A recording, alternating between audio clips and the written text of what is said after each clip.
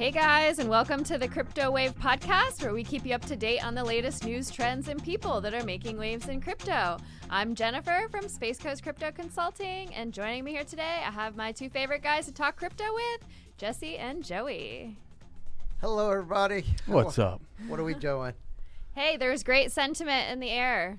Yes, there is. All is good. Unbelievable. Shocktober has not disappointed. Shocktober. It's everything we've ever hoped for. And more. And more. And more. And you know, let's go back. Okay. Let's go back. Okay. When we first started, what was that, June? 13th? Ish. June-ish, right? Juneteenth. Juneteenth, Shocktober-ish, Juneteenth. Uh-huh. And we talked, Bitcoin was at what number? 28?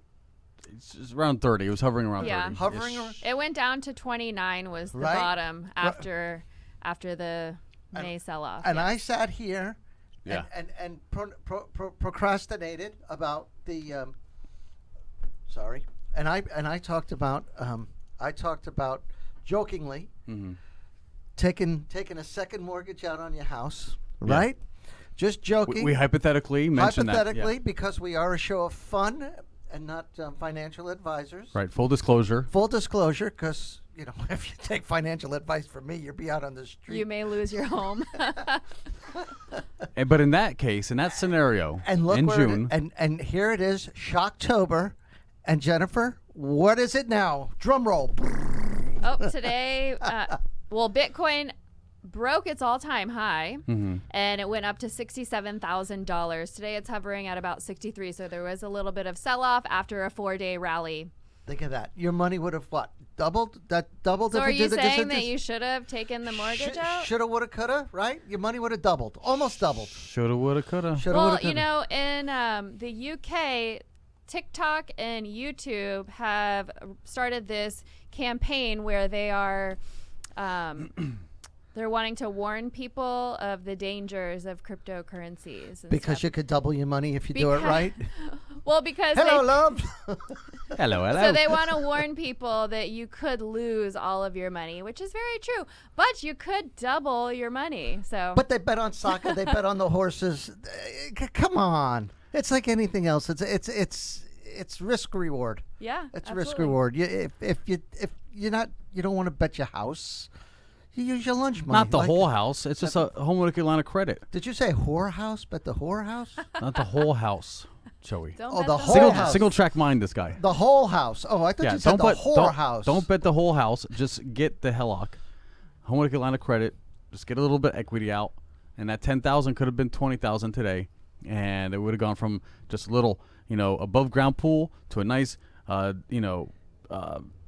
In-ground with a in jacuzzi. ground with jacuzzis and a cage and Are whatever you else. saying it's too late to still bet the house? Again, not the house, guys. Not the Taking house. a little bit of cash out, a little bit of equity, and instead of buying that vacation and getting an instant gratification, put it into crypto. Yeah.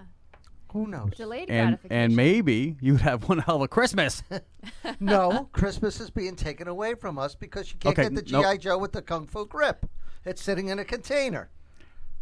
And no matter how you spend your winnings, Yes. but if you were to liquidate, you could have paid off the HELOC in 6 months and had that 10,000 of just free money. Absolutely. You would be you'd be sitting pretty right now. You'd be selling real pretty. Real pretty. And a mortgage company would be satisfied. Your credit, would go up, and you'd be like the hero. And you buy a golf cart or again a nice big cruise around the Caribbean, and you'd be the hero. Or buy more. Definitely buying a golf cart. Yeah. I am with my winnings. Are you? Oh yeah. Have you seen I some of am. those? Some of them. Are so It better be simple. wrapped in Bitcoin orange. No, with your Yes, logo. and then I With your can- logo. Then Yeah. I can write it off as a business. precisely. That's right. expense. Because you'll Yes, have your good logo on it. idea. Because you'd be Yeah. advertising. So that was Absolutely. very exciting news. I love Yeah. to see Bitcoin crash. The previous high, which was what, like 58 or something.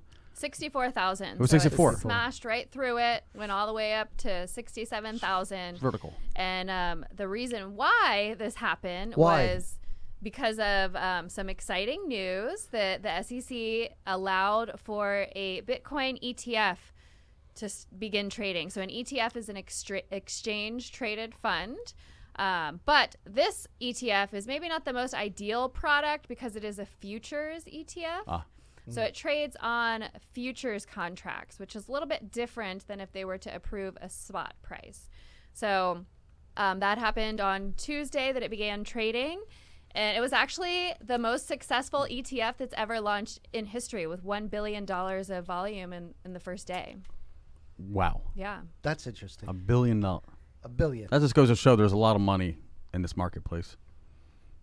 I mean, a lot. Because ETFs aren't like, it's like something, a good financial planner will put you in just to diversify, but not really to like ever expect a big rally like that. Where It just kind of breaks down those barriers for somebody who doesn't want to set up an exchange and go through a KYC verification, somebody that wants exposure to Bitcoin but doesn't want to go through the riskiness of going through all of those steps to set up and buy Bitcoin directly.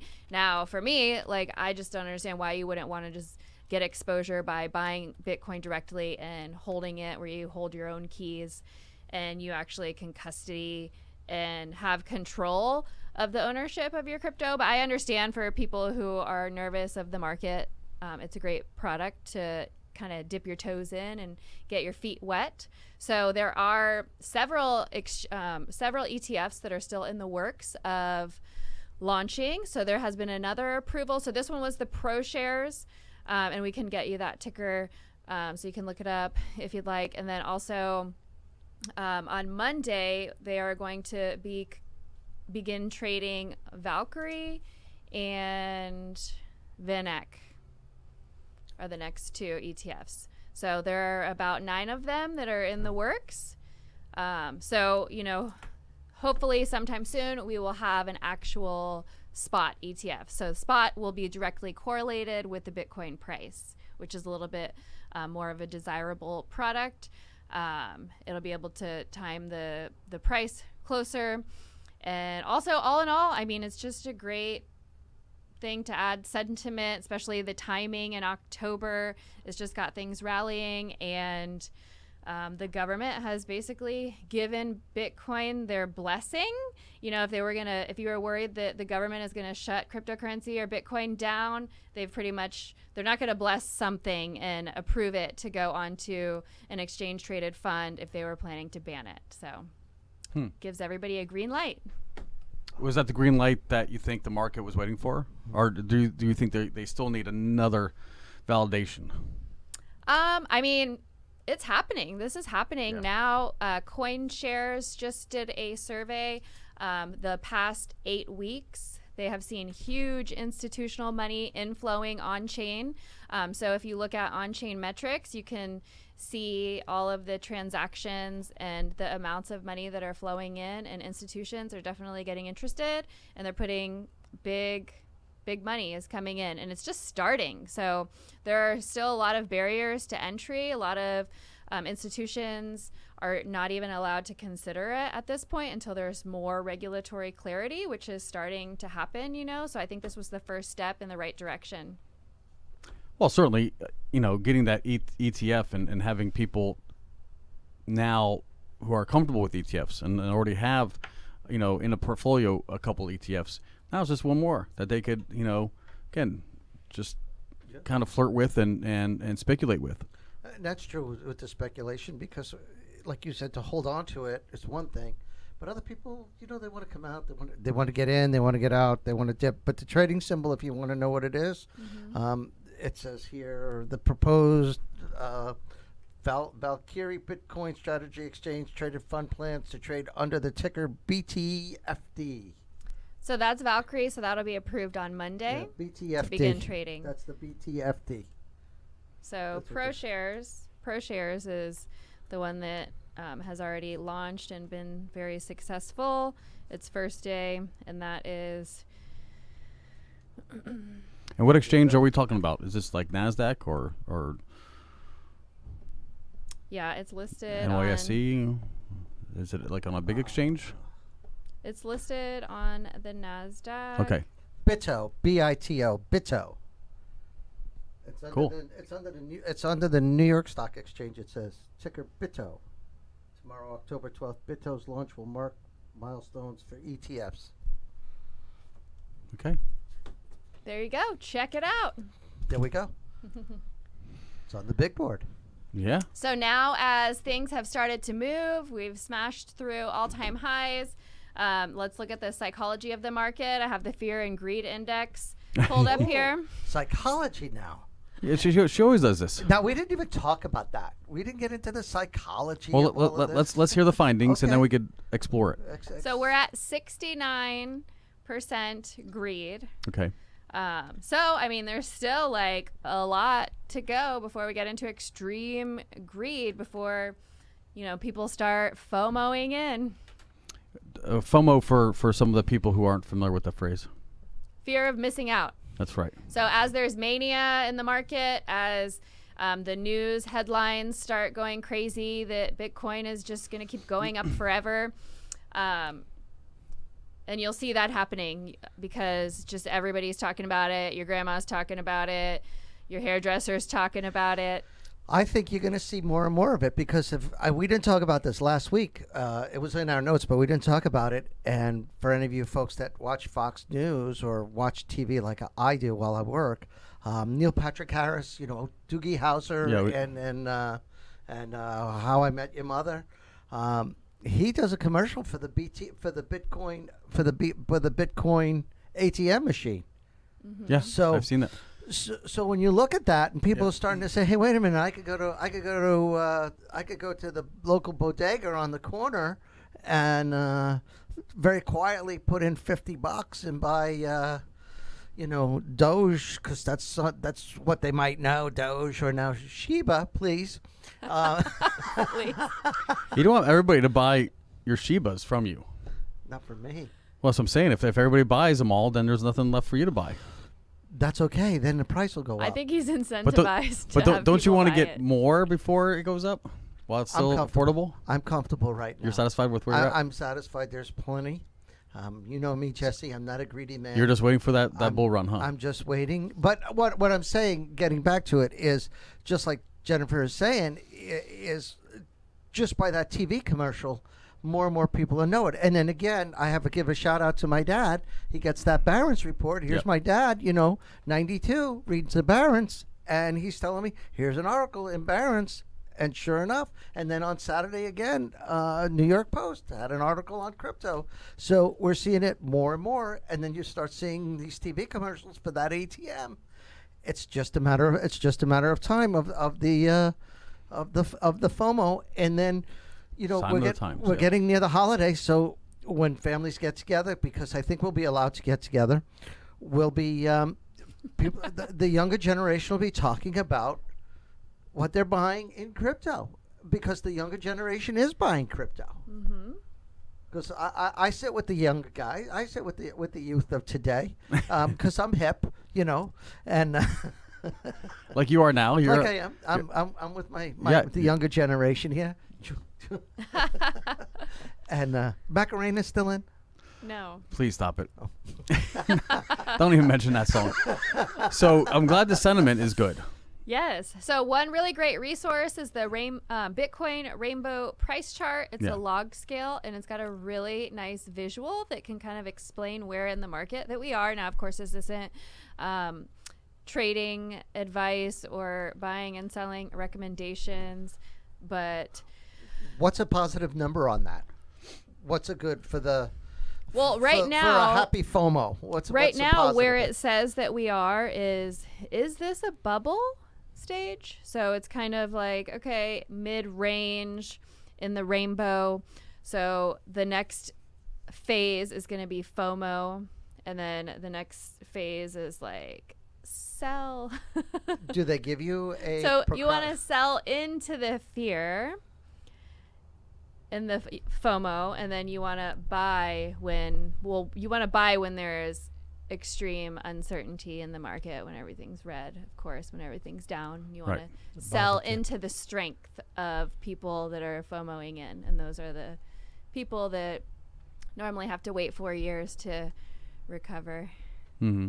But if you hold on, every single person that bought the top of the 2017 bull run, they're in extreme profits right now. Actually, pretty much everybody's in profits right now. Yeah. Mm-hmm. Yeah. I mean, unless you bought today, in which case you got to wait for a couple months before you're into profits. But for all those who've been holding, even if it was like last month. Now you're up 20%. 6 months ago, you're up 100%.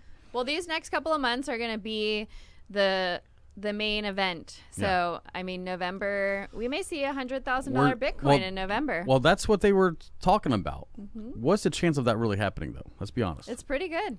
Because it would not only have to double from June to October, but then in half the time, double again. When it moves quick. Yeah. So when it moves quick. Sounds Isn't like that a song? Sounds like a rabbit or a squirrel that I know. When it moves quick. Now, when we look at Bitcoin on this, where does Ethereum follow it along? So typically Bitcoin will run first, and then people will start to pull profits, and that will flow into Ethereum. And then from there, the money will flow into altcoins. So it's typically 1, 2, 3. So altcoins will go last. Talking about Ethereum, they saw a new high as well. Yeah. No. What's the high then? The high, I believe, was $4,400. So we did get up to about 4,200, but not too far off. I mean, we're gonna be there any day now, definitely. Because it's what, 38? 4,200. No, it's up there. It's like 4,100. Yeah. Oh, I thought it was 38. Well, it was like 2 weeks ago. And I did hear, now I don't remember my source, I don't know how credible it was, but there is talk about a Ethereum ETF, and this would be a spot ETF, not even a futures. So that could send the price up higher as well. And then we also have ETH 2.0 that's coming up, and that's when they switch from proof of work to proof of stake, and that will just change the whole incentive mechanism. So the price is going to rage for Ethereum. I mean, 80% or so of smart contracts and DeFi platforms run on Ethereum. So it has high utility and high use case. So everything pretty much runs on Ethereum. Yeah, so it's almost like buying into the monopoly board. Right. Your railroads. Right. The electric grid. Any of those big commodity type utility, structures. You buy into it, and everybody's going to be using it. Right. So ETH is still very strong. I'm a big believer, but I have all mine staking right now. Every little bit of my ETH holding is staking. Thank you to Coinbase for allowing me to have that option. I was one of the first adopters. Yeah, like so it's coming, get on the wait list, and as soon as your cash flows. Yeah, as soon as it happens. Appreciating asset. I've already earned $1 on my $5 holdings. There you go. Lunch. We'll get the Whopper Junior on Jesse next week. Not for nothing. The when I did sell, because I think I've told some people the story, but I did make a big return. I doubled ETH back in the day when it went from 200 to 400.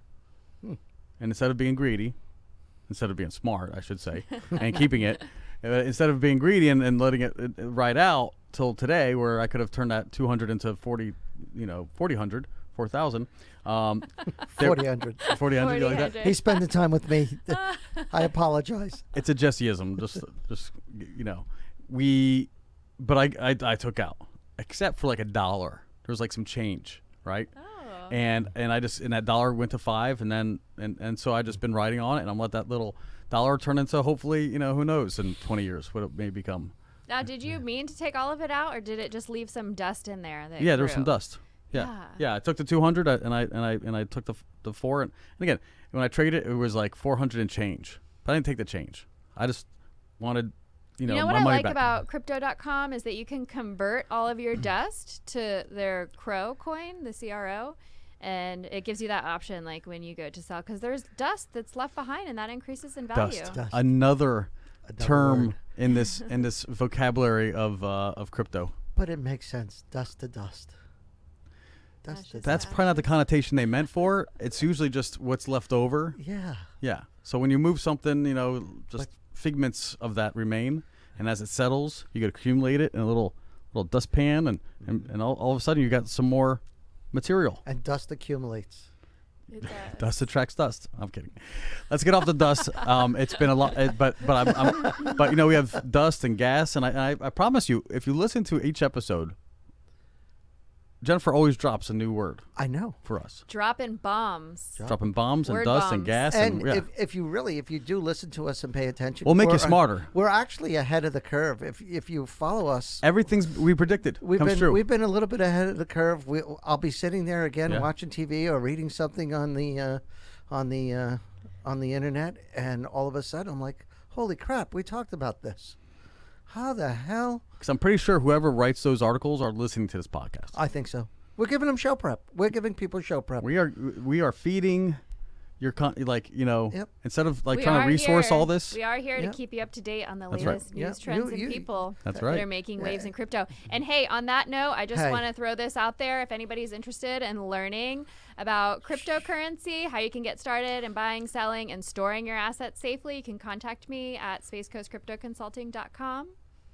Yes. And don't forget to like and subscribe to our channel. Hit the bell notification to be alerted whenever we put out new awesome content.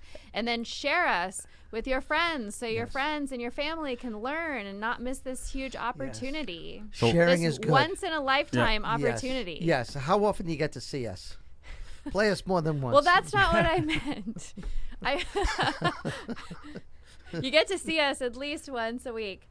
Well, I would say before you go to Thanksgiving Day dinner, and you have to have this conversation where you're talking about dust and gas, and people are going to be like, I don't know what this kid is on. Wait, Hold on, let me Jessica- finish. Let me finish my thought. Before you start dropping all these word bombs and confusing your family, maybe forward them a couple episodes so they could be prepared. So when you do try to have this deep conversation with them, they're not like totally like deer in the headlights, and they just don't shut you off because they'd rather just focus on the yams in front of them.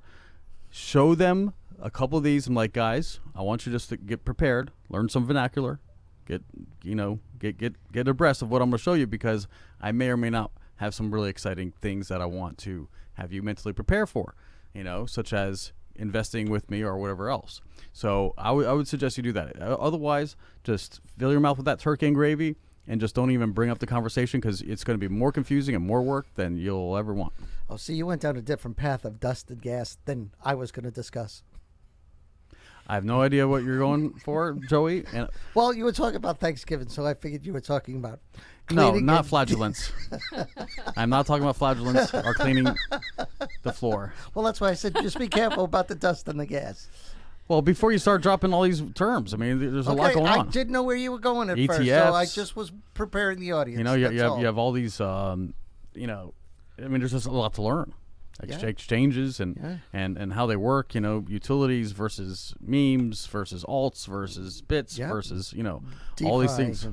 Yeah, there's a whole ecosystem in cryptocurrencies. So all cryptocurrencies are not just currencies. There's protocols, there's enterprises, there's infrastructure. Yeah. So there are so many different terms and different sectors to get involved in. So on that note, we're going to take a break. And when we come back from the break, we're going to talk about Facebook and what trouble Facebook is getting into again. And again. yeah, it'll be exciting. We'll see All right. you guys. On the other side, guys.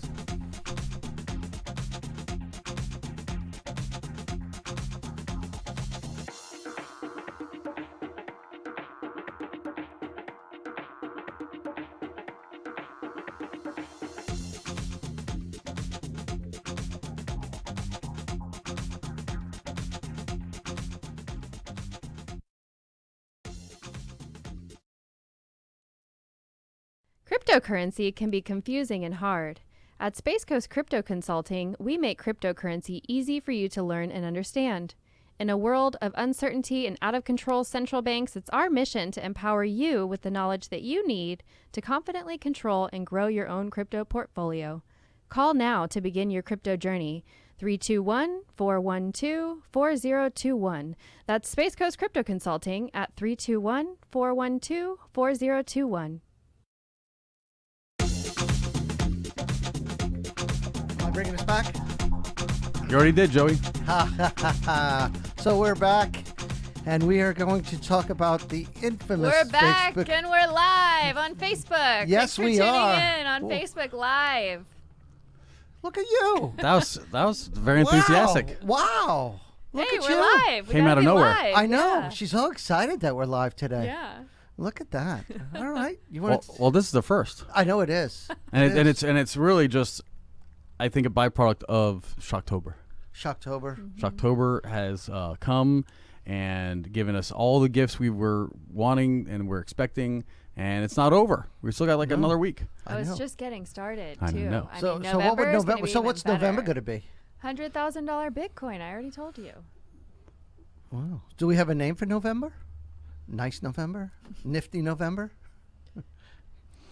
Let's digest on that. Think But about let's it. go back. Let's go back into what the cliffhanger. So we were talking about Facebook. Yeah, we went to so break. Facebook was going to create a. What were they So- going to do? Tell us, Jennifer. Bring us home. So Facebook announced publicly that they were going to be launching their Novi wallet. And Nobi one. so their Novi wallet, it was going to be like a tester to be able to transact from Guatemala to the U.S. That was going to be like their pilot market. And it was going to be able to send remittances and transactions using stablecoins. So the stablecoin USDP, which is PAX stablecoin. And so they were excited to announce that. Now they're still working on their DM product, but that was kind of halted by regulators. Governments didn't want Facebook to be interacting with digital money or having that much power when they have such a large network of users.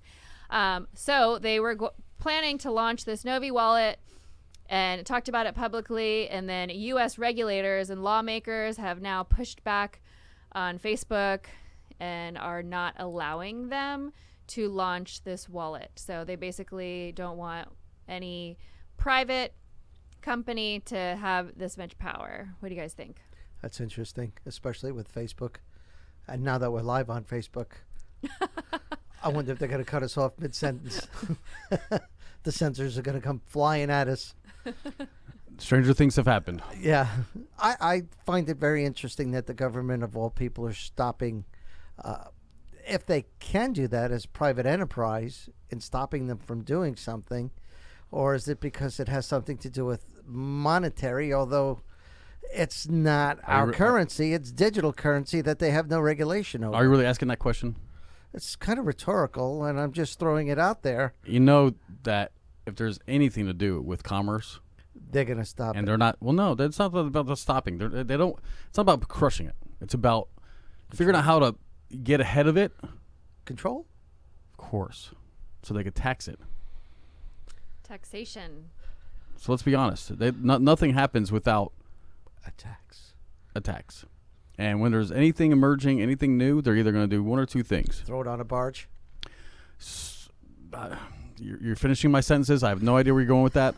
All I could say is, in the past, when other technologies have tried to emerge, the ones that are sitting at the head of the table, they decide if they're going to allow that. You know, when Nikola Tesla came and was about to give everybody free energy, that technology was squashed, ripped up, And then hidden forever. He was dead, right?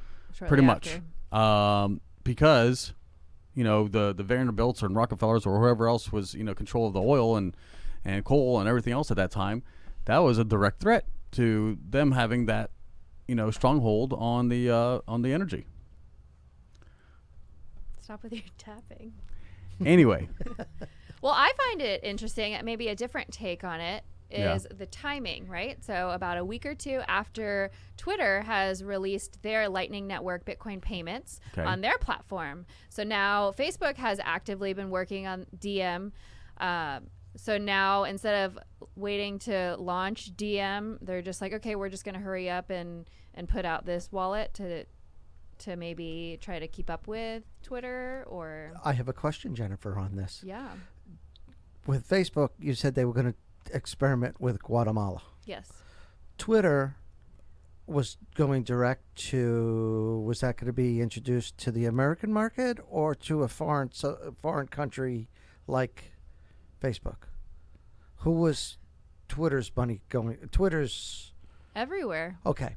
Everywhere on the Lightning Network, no borders. So no borders. Yeah, But Facebook was going towards a country, to Guatemala. to Guatemala. Using stable coins.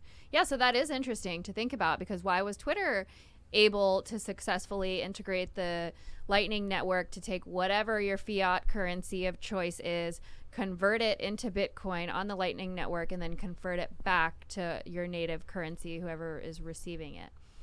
That's it. That's interesting. I'm just curious why we're partnering with third world countries. Well, that's my question. Oh, underbanked, 90% of their remittances.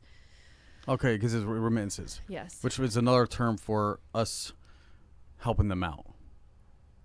Right? Yeah, sending money back to family Right. or, yeah. So their middlemen and banks take a large portion of that money. Mhm. So it's supposed to help with Mitigate the that. remittances. Yes. That makes sense. Okay. Because I was going to say, like, we're not dealing with like big economies. So And when you have an El Salvador of all places getting on Bitcoin that's worth $60,000, like you don't see these people. I mean, I don't think even a village is has a property worth $60,000. It's like they're buying $2,000 like little shanties. Hey, how do you think the El Salvadorians are feeling now that their holdings have doubled? I mean, I'd be Nayib stoked. Bukele, the president of El Salvador, gave everyone who downloaded the Chivo wallet $30 to open up their account and get started. So their holdings at the time when they did it, they've now just about doubled. So And $60, and not that's for nothing. a lot. That's for- probably that's a in lot El of money. Salvador. That's probably a weekly Yeah, wage. Yeah. So Jesse, I think you opened up a Pandora's box there. When we're talking about this, is with the remittance originally was going to banks, correct? Wouldn't some of that money we were sending, wouldn't the banks be getting the money? Yeah. So now with the digital currency, banks aren't getting the money. Again, we're threatening their Bingo. livelihood. Bingo. How about that? Bingo bongo. Bingo bongo. But now that they can invest in ETFs, now maybe they're excited about. Because they can put their hands in it. They can put their hands in it. They can reap the benefits. That's And they can play the game in a quasi safer environment, being on that it's a NASDAQ traded. And for you to trade on the NASDAQ, you have to be who you say you are, right? With crypto, you could hide behind an alias or whatever else. Typically, now that's different than if you were to create a wallet. For most wallets, we have to give our driver's license and we have to be who we say we are. So there is that little bit of anonymity that you're able to possess with crypto, especially if you're going to an ATM. And if I deposit $50 and I get a certificate that says I have 0.003 Bitcoin, or whatever that integer is, nobody has to know Hey, guess where? whose $50 that was. Guess who just started hosting Bitcoin ATMs? Who? Walmart. Really? Walmart. Bingo. Did that just show up Yeah, on is your that breaking news? Breaking news. Breaking news. You're right here first. It'll It'll be on CNBC in the morning. Yep.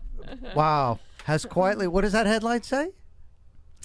Walmart has quietly begun hosting Bitcoin ATMs. See, there you go. The retail giant is offering Bitcoin through 200 of its Coinstar kiosks. What part of the Coinstar. country? You don't need Coinstar. you don't need to have a identifiable or some kind of ID to use. You don't, as long as your the Coinstar. transaction is under $500. Right. Yeah. So Oh, well, I mean, a Bitcoin ATM in general, if it's under $500, you don't Coinstar have is where to you used to drop all prove your coins, identity. right? You used to dump all the coins and. exactly like that, Joey. Yeah. It would blah blah blah blah, and then it would give you a dollar amount, Yeah. and you could either load a card or you could get cash. What part of the country are they starting in, Jennifer? This photo is taken in Pennsylvania, Warminster. Warminster. Yeah. Curious. Interesting. I didn't know if they were starting in Middle America, if that was, the Northeast. Interesting. See, there you go. It's hitting Middle America now. Mm-hmm. Bitcoin ATMs on the rise. See, it's going to be. I think it's just going to be something else that just sits there and collects dust. Because I'm not sure if Walmart shoppers are, no offense to Walmart shoppers, you guys did it to yourself. I'm not sure if they're going to be the early adopters. I think people will probably look at it and go, I'm not putting my money in there. You know, I gotta. Spit out a piece of paper with a QR code on it. Yeah, that's probably not the most likely scenario. So you think Target would have been the better? Hey, you know what? We are all Walmart shoppers in one way or another. Not me. So. I'll never step in that come place. on. Have you been in a Walmart though? Yeah. Not willfully, no. maybe, but you've been there, and so everybody has to go there for one reason or another. It's just mainstream exposure. I hold my nose every time I go in there. Have you been to the one down the street? They used it for central casting for the Thriller video. I swear to God. Thriller from Michael Jackson. Like in the 80s? In the 80s. Walmarts weren't around then. They were around and then. You just weren't born yet. The first two? Yeah. I was born by Thriller. Trust me, I had the rhinestone glove. The one around the corner from us here, I swear to God, people, if you walk in there, if you're not in pajamas, you're overdressed. You have to be in pajamas. It's like going there on a pajama party. You have to be in pajamas. If you're in clothes, they look at you like you don't belong. No, and you have to have bleach stains or some kind of stain on there. And shower shoes. You don't wear shoes. You have to have the open-toed, those Nike shower shoes, and socks. Sandals with socks combo. Sandals with socks and pajamas. Those are called slides. What are they? Slides. Slides. No. Oh, another word we learned. Something else I don't wear. I don't wear those either. Whale games. Whale games. Whale games. I wanted to bring up the Bitcoin flash crash that happened this morning on Binance.us. Holy cow, look at the diva here. Throwing stuff at us. I just remembered, and I think it's important to talk about whale manipulation. You go. Well, I'm going to sit back and enjoy this. Yeah, go. So this morning on the exchange, Binance.us, it looks like a large inflow of, I don't know exactly how much, but we'll call it 1 billion or maybe even more, of Bitcoin was transferred to the exchange. And all of a sudden, the price wicked down to $8,000. No. So Bitcoin wicked down all the way to $8,000. And the reason why that happens is because the exchange, when you go to make a sale like that and you pull off so much cash off of the exchange, they may not have had all of the Bitcoin in their reserves to back it up. So it was kind of like a whale manipulation of the market that just happened in an instant. And I have this chart here, which maybe will illustrate it for everyone, if you want to hold that up. But you can see that big red candle. No, just do it on yours. There you go. You see that big red candle down? No? There it is. There it is. So explain So it's a deep dive. Like it's a vertical drop. Yep. That was on Binance? $8,000. So I can imagine that they like halt the exchange at that point and maybe try to stop anybody from getting $8,000 Bitcoin. But I mean, yeah. but for that 2 milliseconds that occurred, if you were one of those lucky ones, what a day. What a day. If you had a buy order placed for something crazy low too that got filled, that could be a good opportunity. Yeah. That's almost like a strategy. Yeah. Just wait for one of these whales to sell out, That's and just have like a limit order saying that just ridiculously I just low. want to I want to buy it right there, and then if it fills in those 2 little milliseconds or whatever else, it could have been 20, or it could have been a minute long, but if it fills, and you're stoked, and you just got a Bitcoin for $8,000. No, I mean, but what is that? 400% off, whatever it is. Like, I mean, you're getting a deep discount. Yeah. It's like having a guy.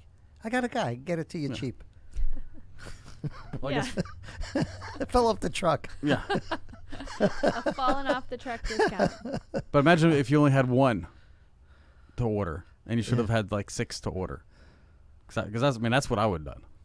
Instead of just having 1 fulfilled, Would they have had to honor that, or could they say, wait a minute, we had a little... If it's legitimate. glitch? If it's legitimate. Was there a follow-up on that, Jennifer? No. I mean, there probably is, but I didn't do it. But still, that's pretty dramatic. And those little things happen. And so that's not something that would make anybody create any hysteria in the market. But I think it's just one of those anomalies, those weird things that just happen, and it's fun to look at it wow, look, for that little second, I could have gotten to $8,000 Bitcoin. But it didn't affect the whole market. It didn't affect anybody.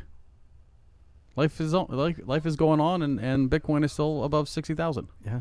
Absolutely. How nice. No, good stuff. Well, Yep, I think so. What do we got?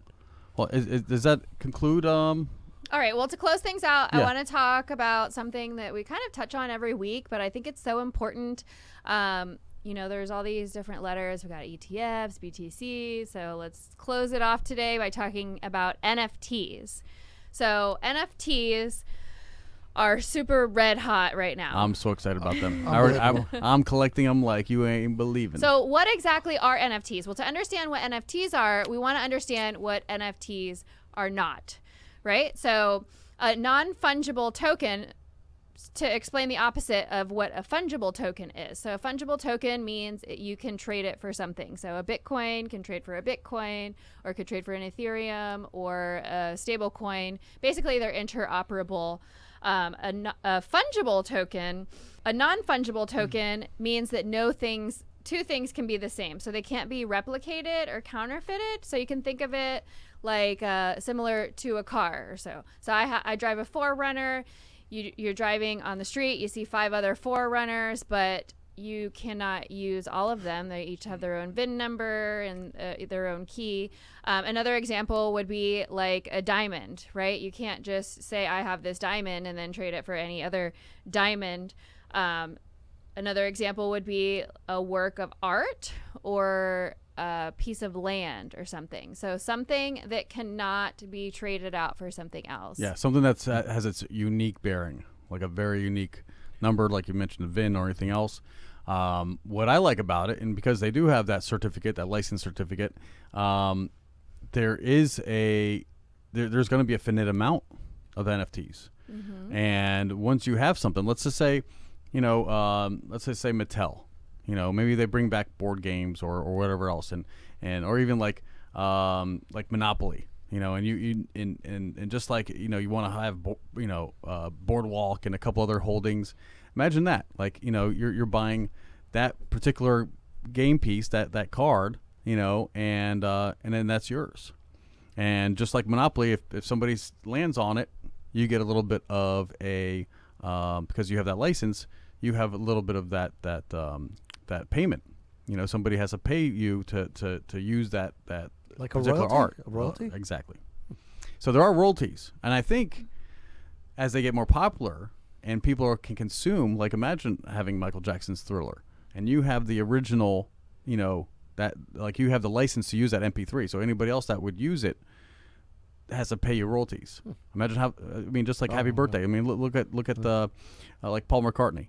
He has all the rights to all that music. Mm-hmm. Michael Jackson. I mean, the guy owns more music. He's in the business of collecting musical rights.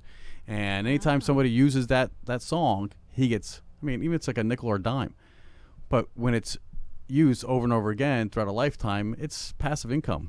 He probably makes $1 million a month on people playing his music on radio stations and Spotify and other places all around the world. So royalty heavy. And again, there's a lot of promise for that. And oh, absolutely. Especially when you look at like the record labels and stuff. Essentially, this is going to like wipe out record labels. Like, well, you could, as an artist, you could sell your property directly to your consumer instead of paying a record label 80% or 50% for distribution. You can distribute right to your customers, and they could help to distribute as well. And you could pay your audience to basically be incentivized to share your music. So it changes the incentive mechanism. And I just think, because I have a vivid imagination, I think you guys could confirm that. I would imagine, because just like, let's say Sony Music, hypothetically, because I think it's a good analogy.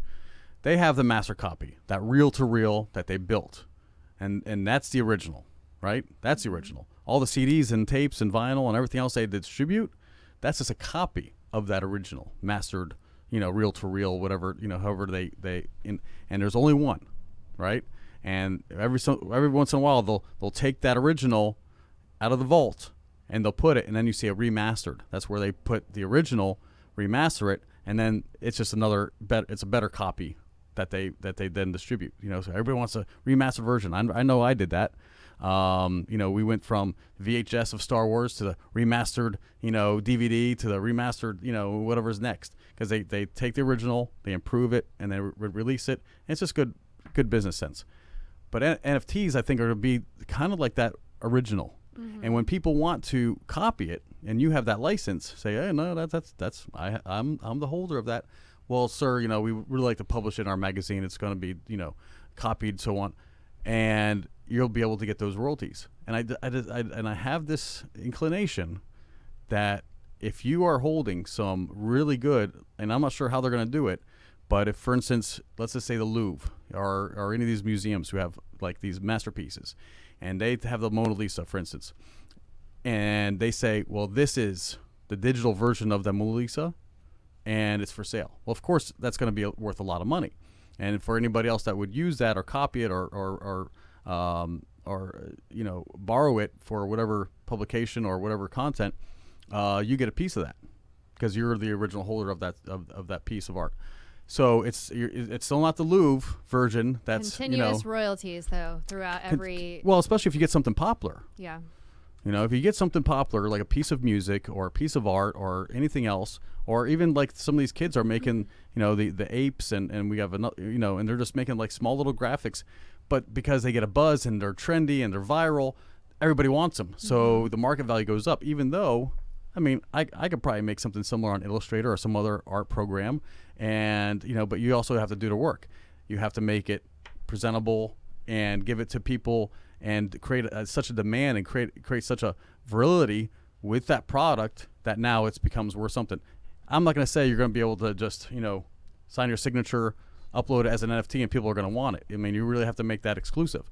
Now, if you were able to somehow digitize a rookie, Cal Ripken that's autographed, it's like the baseball cards, which again, very, very in demand right now.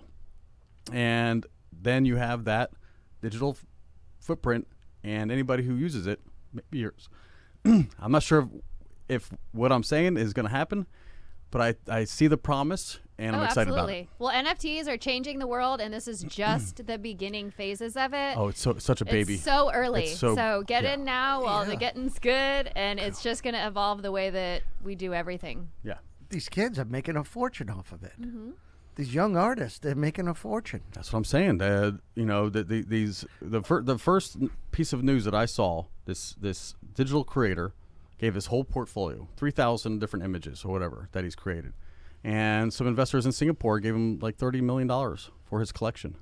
Now, granted, it seemed like a lifetime of stuff, but the kid is loving life right now, and a lot of them were just like simple like 64-bit graphics. It wasn't like these big canvases. It was just like one little character, another little character, just like little graphics. But it was a collection of them, and so he gave his whole portfolio up for auction, and these investors bought it for a very, very lovingly payout. So the promise is there. People are already making money. People are already finding success through it.